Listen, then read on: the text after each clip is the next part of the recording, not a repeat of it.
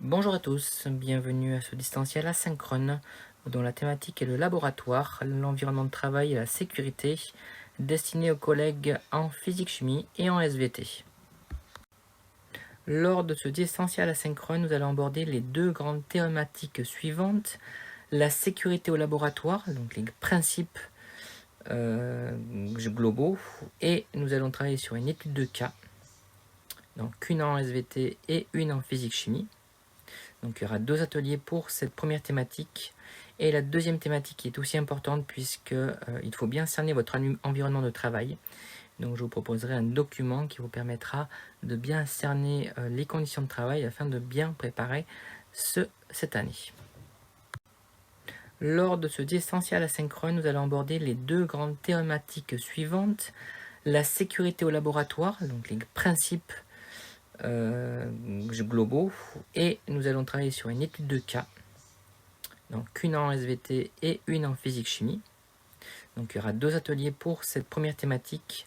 Et la deuxième thématique est aussi importante puisque il faut bien cerner votre environnement de travail.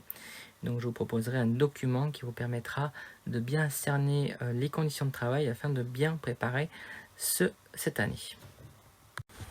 D'autres questions possibles? Comment déposer ma réflexion sur les ateliers? Pour l'atelier 2, vous avez en fait un questionnaire qui vous permettra en plus de vous auto-évaluer.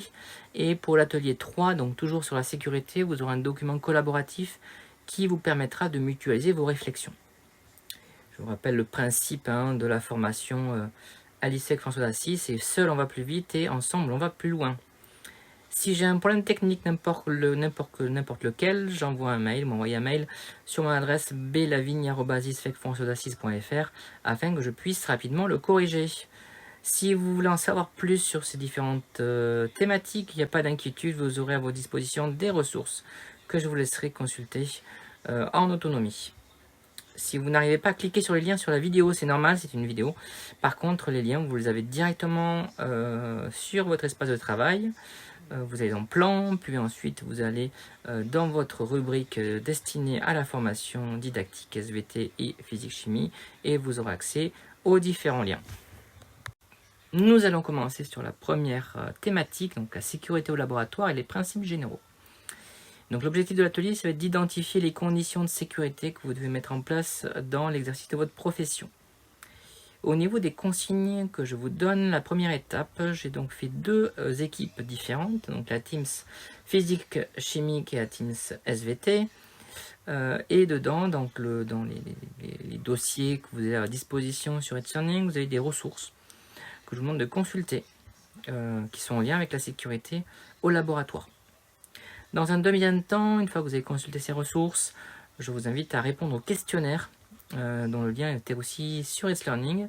Vous verrez, vous avez des questions qui sont à la fois communes entre SVT et physique-chimie, et vous aurez des rubriques, des sessions qui sont destinées uniquement à nos collègues physiciens et à nos collègues en SVT. Donc si ce n'est pas votre matière, vous pourrez facilement sauter cette rubrique. Troisième étape, si j'ai des questions par rapport à ces ressources ou par rapport aux questions qui ont été posées, bien, je les note sur le Digipad et je vous rappelle, je vous envoie un message sur EdLearning afin que je puisse aller les voir. Une fois que ce travail est fait, je vous invite maintenant à travailler sur une étude de cas, donc d'appliquer finalement vos connaissances sur la sécurité au laboratoire dans une activité manipulatoire que je vais vous proposer. Donc pareil, je vous ai fait deux équipes, l'équipe physicien-chimiste et les équipes SVTistes.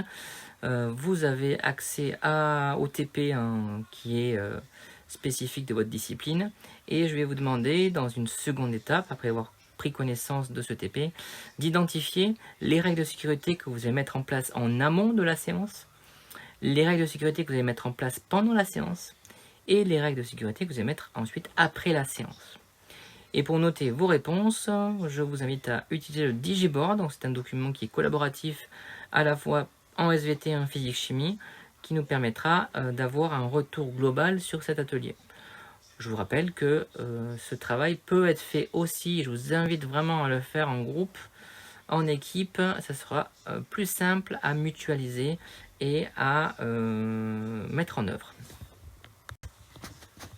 Si vous avez encore des questions ou si vous avez des ressources, vous voulez avoir des ressources en plus, vous avez plein de liens que je vous ai mis sur It's Learning qui vous permettra d'apprendre et d'approfondir vos connaissances sur la sécurité au laboratoire.